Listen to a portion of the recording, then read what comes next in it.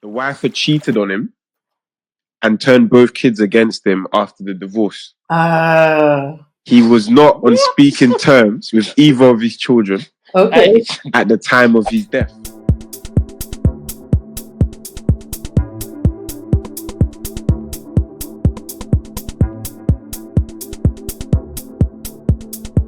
Gems, welcome back to another video. We have another dilemma. Please let me know your thoughts down in the comment section. Yeah, let's jump right into it. My brother died and left me everything in his will. Okay. That's the title of the dilemma. So my brother recently passed away at the age of 48 and left me everything in his estate. Okay. Won't give the amount, but he was very successful with the company he founded, which he also left me in charge of. Okay. His ex-wife and 2 children have since been pleading with me to help them out. Okay. The daughter even claimed that my brother had promised her a certain amount several times before his death. Okay. And my brother had explained his decision to me to give me power more than once.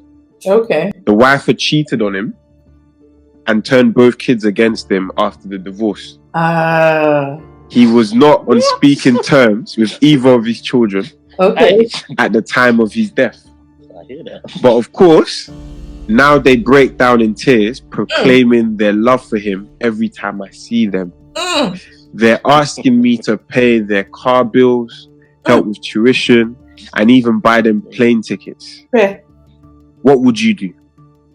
My brother died and left me everything in his will.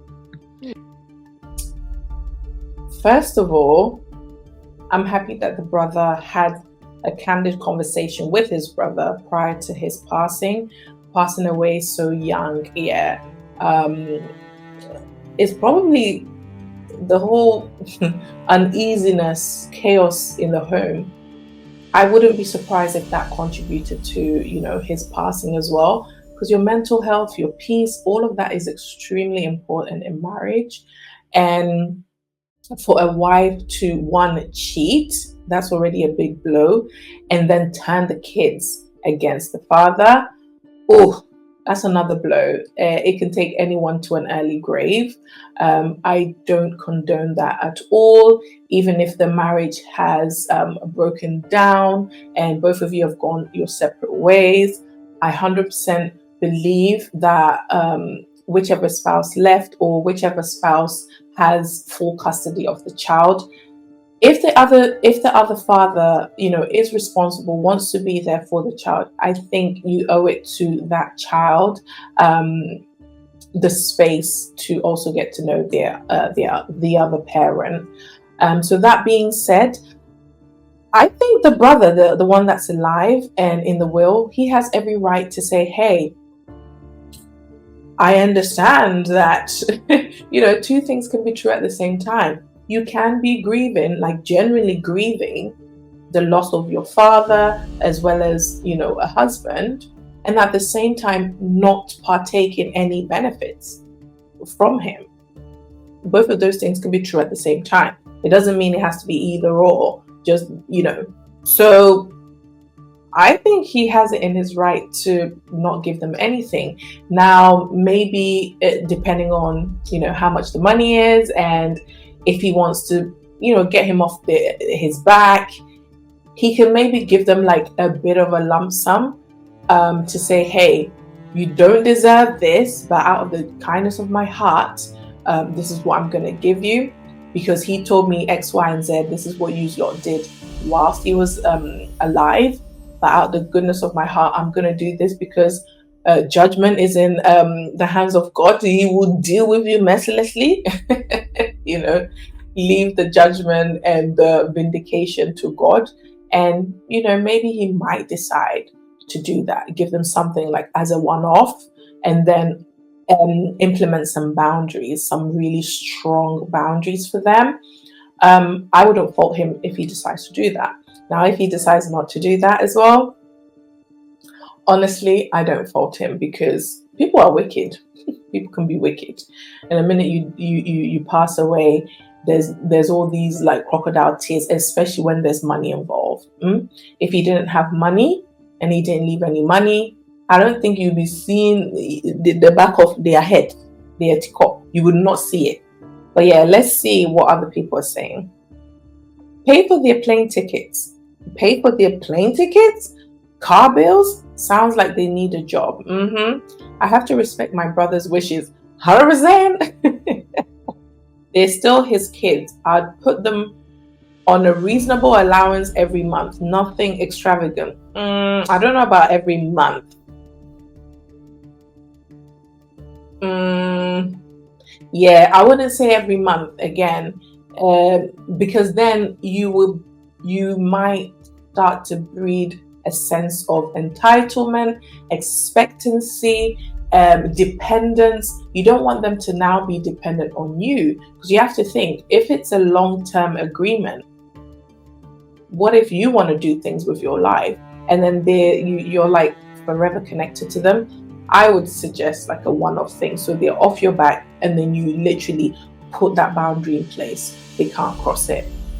I'll give them a job in their dad's company with no special treatment and make them work for it, earn it. If you can see genuine dedication and not just greed, then yeah, definitely give them some. Oh, I like that.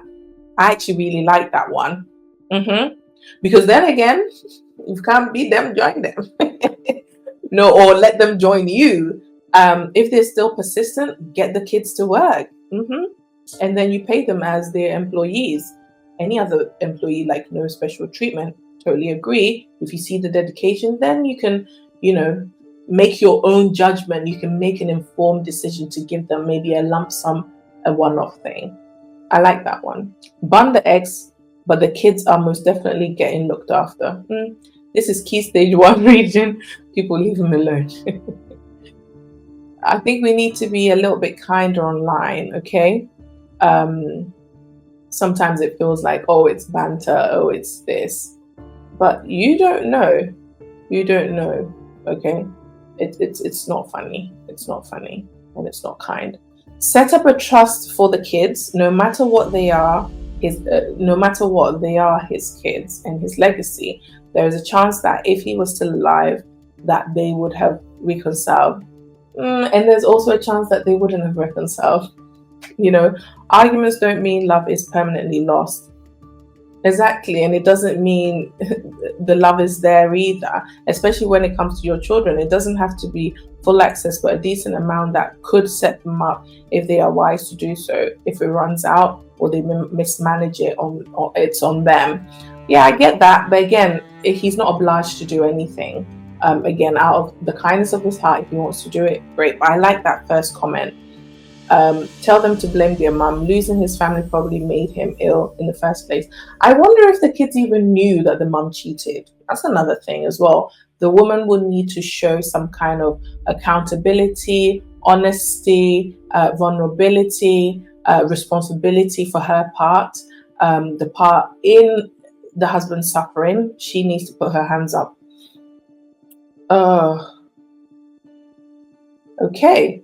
That's what I would say. Let me know what you think in the comment section. But yeah, if you enjoyed this video, please don't forget to hit the thumbs up and obviously hit the subscribe button as well. But until next time, take care and God bless. Bye-bye.